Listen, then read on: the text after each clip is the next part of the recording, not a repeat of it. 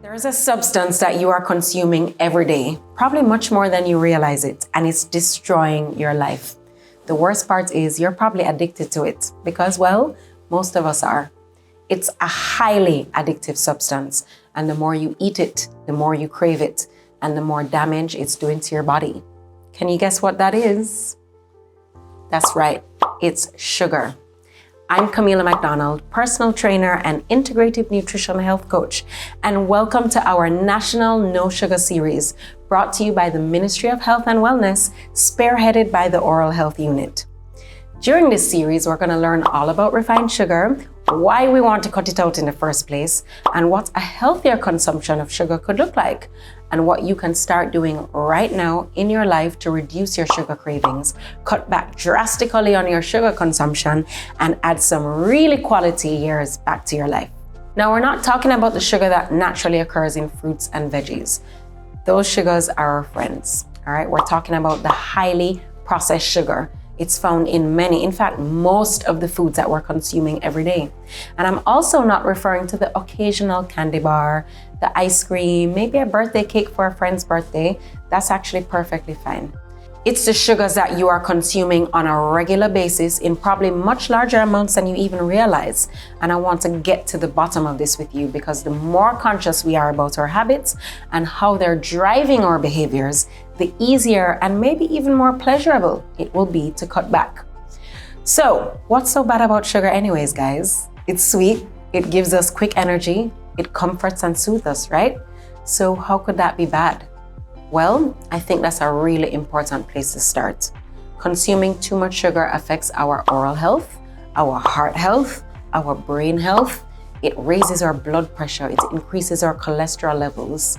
When we eat too much processed sugar, it leads to blood sugar issues over time. So things like insulin resistance, where your body doesn't respond to insulin anymore, and it just ends up hanging out in your bloodstream. So then we're talking about pre-diabetes, and then later down, full-blown type 2 diabetes.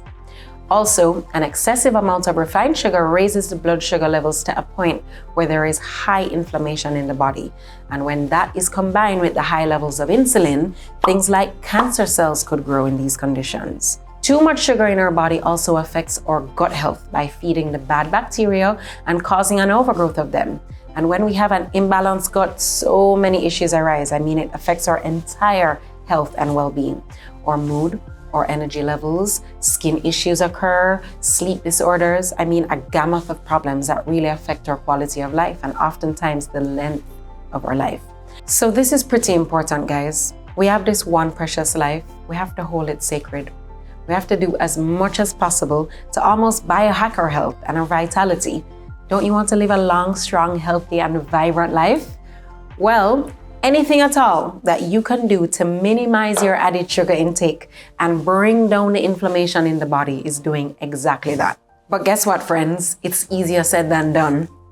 Added sugars are really addictive, and they're found in just about everything. But if we address it and we deal with it, you can recover and heal.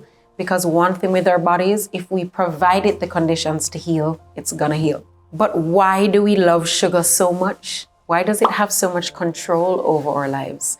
Why do we literally crave it morning, noon, and night, and then make all little stress reach we?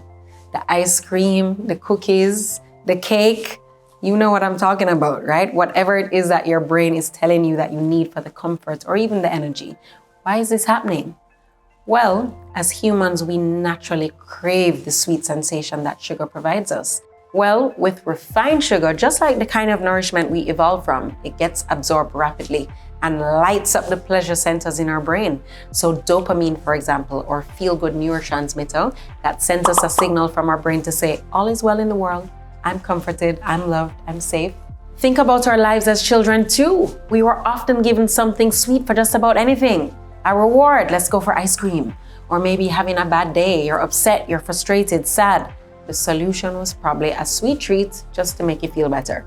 So the associations we have with things that are sweet are so strong and go back as far as childhood and have become for many of us a coping mechanism, a sense of comfort and a soothing tool whenever we are experiencing heightened emotions. So things like frustration, sadness, hurt, even joy and happiness. One of the first things our bodies crave is something sweet. These are some of the things that we're going to be tackling together, because when you are more in tune with the when and even the why you are consuming sugar, it really helps to reduce it. So, how much is too much? Watch this space for more as we dissect it together.